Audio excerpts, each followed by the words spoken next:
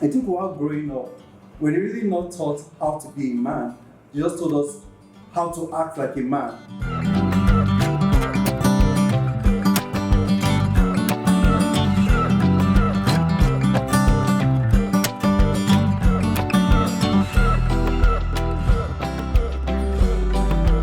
And this next question, I think I would like to start from Marian here, then Maka will talk, then Tolu will talk. From what you said, this is how we'll get to the next question now. The next question is very simple.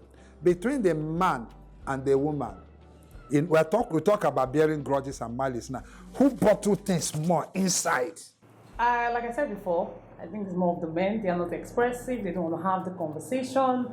And even when they have the conversation, they get defensive. And to me, I think it's more of the men. They like to bottle up stuff, even problems. Sometimes some people are not able to share, or they feel like they don't want to be bothering you with their problems. They keep it up to themselves.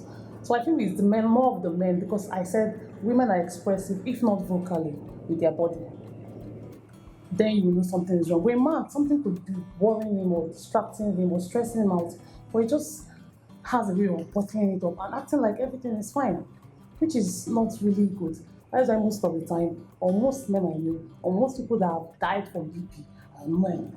I'm not judging, but that's my own personal observation.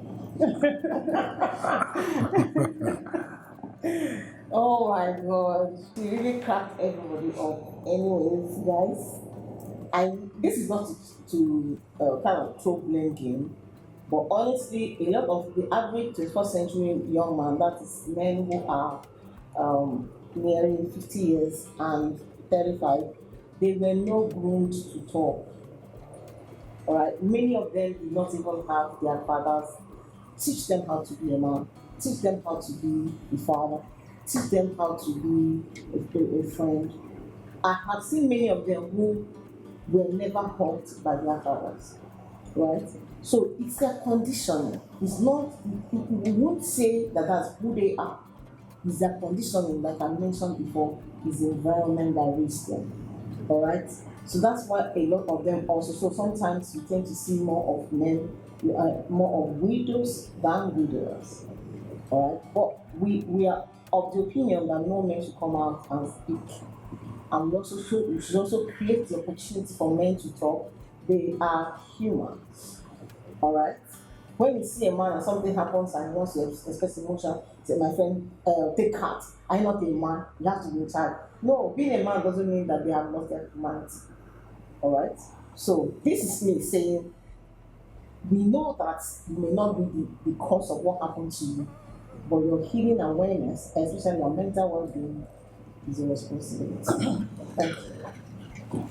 Tolu, so you're over to you, but I want to put a little touch on yours. If men bottle things more, I'm not taking side yet, okay? Now, do you think why the men bottle things up not to express? Because they don't trust their spouse.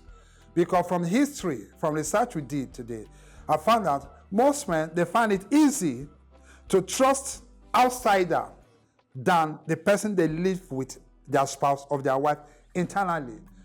Why is this so? But let's hear from you. Okay, this is a very interesting conversation, to be honest, right? And I think while growing up, we're really not taught how to be a man. They just told us how to act like a man. So there are two different conversations, right? And one thing I've learned over the years is... Please, can you say that thing again, please? Say it again. Say it. So when growing up, they taught us how to be a man, right? But they didn't teach us how to become a man. So those are two conversations that we never had while growing up, right? And for me, one thing I've realized is I noticed the gap, and what I started doing is start having conversations with men that are open to having those conversations, right? Of recent, we had a conversation where it was just only men, and we're pouring our heart's desires that, okay, how are we missing this in our finances, sexually? What are the missing gaps in such conversation, right? It was a closed conversation, just strictly men, so that we can pour our heart desires among ourselves and share the pains that we carry, right? So back to your question, right? So most times we find things, it's better for us to hide it than to express, right? Because we think if we express, they think we're a lesser man, right? So we rather hold the title of being a man by holding on to the pain, holding on to the hurt, so that at the end of the day, we portray that attitude of being a man. Thank you so much. I would like to keep my opinion to the end of the questions. Now, I'd like to go to the next question, okay? Before I go to the next question, in my opinion, when a young child, the man child is growing up, a lot of time, when he has issues, they're trying to say, be a man. Like if a child comes back from school and his age mate beats him up when he's coming back from school, it's difficult for him to tell his parents, Peter or John beat me up. They'll look at him, are you not a man? Even when they beat him or spank him, they'll say, come on, don't talk. But for the woman child, it's like they are protected. And that leads me to the next question. Between the boy child and the girl child, in their upbringing, who is more protected by the family, by the environment, and by the system? So let's start with Amaka this time around. Oh my God, who is more protected? Anyway, let's even start from the start. God wired men to protect the women. All right, so yes, we'll get our attention because that's our makeup. However, we have many, a lot of men, especially again from this side of the world, were taught not to express emotion, and that is dangerous. All right, today we are hosting the fourth edition of African Mental Health Therapists and Influencers Conference, and those are the conversations we'll be having. Intentionally, it appears like this year's edition is even dedicated to men, because it's important. When a man is wounded, the family is a problem. All right, and having lots of men who are dying inside, who want to say something they don't know who to say to. I like what you said when you mentioned that they were growing up, you guys were groomed to act like a man, but not taught how to be a man, not taught how to be a father, not taught how to receive love. A lot of men don't know how to receive love. All right. So if somebody walks up, is one passing by, say, "I love you," the first thing their mind goes to is sex. All right. So the boy child is also exposed a lot of the times because they are not allowed to be who they are. First human. The boy child is first a human being. It's just a male. All right. So it's important that he's allowed his growth. That's what people didn't know until recently. That a lot of men, a lot of born children are being raped, constantly being raped.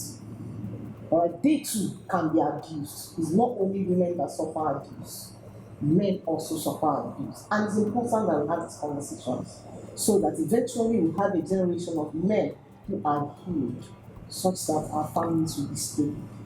Thank you. Thank you so much. Tolu, I like to throw the before coming to Miriam, okay?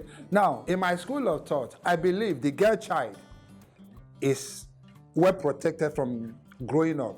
For example, you could see a boy child urinating in the public carelessly without seeing it as normal. There's a certain way a girl child will sit. Her mother or women folk will say, girls don't sit that way. But for the boy child, there's nobody to help them.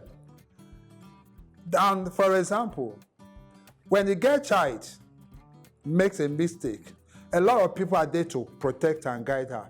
But for this boy child, I feel they are exposed to too many things. They become teachers of themselves. So let me not go there. I think the global audience, from E3 series, let's hear Tolu. I think I'll take it up from what she said last, right? From the place of nurture, right? To be honest, while growing up, my parents did allow me to do certain things because they were people of principles, right? So I believe the place of you being nurtured, right? It helps in your growing up, in the way you interact, in the way it helps basically. I would say my parents were always keeping an eye on me, so I could do one thing here and there, right? But they were more protective with my sister, right? And what I've noticed, it also goes with the ladies I've met, I've come across, and people I've talked to, right? Their dad is always concerned about who they hang out with, who are their friends, what time they move, right? But my dad never asked me, oh, you don't need to come back to the house by 10, you must not leave the house by this. So there are certain rules my dad, for example, placed around his daughter, right? At the end of the day, making her to know that there are certain restrictions she needs to be aware of, right? But for guys, don't worry, I'm sure you'll settle it out, which is not being balanced. So I believe there should be a balance in both the way the lady should be raised and the way the guy should be raised. Hi friends, you all agree with me. From Tolu's perspective or opinion, he believes, even from his family system, that the girl child is well protected. And I tend to agree with him. If you listen to most radio Nigeria, sorry, my country is Nigeria, most government programs about child, you see, the girl child, the girl child, the girl child, protection of the girl child. But who is talking about the boy child? But let's hear what Mary has to say. For me, I would say personally, I'm a lady, and I grew up in a family where we have more ladies and we're protected a lot. Personally, I had a curfew even till I got married. I don't stay out of my house till 7 p.m. I should be home. They don't want to know where I am. I'll fly home by 7 p.m. Before my dad gets back by 7 p.m., I should be home. So that's how far I was protected. Because I feel ladies are more delicate, and aside being delicate, we tend to grow up faster than the guys. So growing up fast in terms of being more matured, we don't know our left and right, so we are directed quicker. Why? Because if we make the wrong decision at the early age, it kind of has a long toll on us. And aside that, men, they grow up fast too, but they have a longer time in terms of growing up. A man at 25 doesn't even seem to be grown in some part of this country. You can't make certain decisions in your family in your 20s, to be honest, in this country, in this Nigeria. So I'll say that why I say, but when you're a lady, you're in the 20s, they're expecting you're making certain decisions when it comes to having your husband, your family, your career, or something. So that's why we tend to, that's why I use the word ladies grow faster. And that's why the energy is being channeled into protecting us, into directing us, into ensuring that we take the right direction and make good decisions. So that's why we have a lot of empowerment female or girl child programs all over Nigeria. But I feel those programs should also be put out there for men too, so that they can be able to express themselves, or they can be able to guide them as well to make better decisions.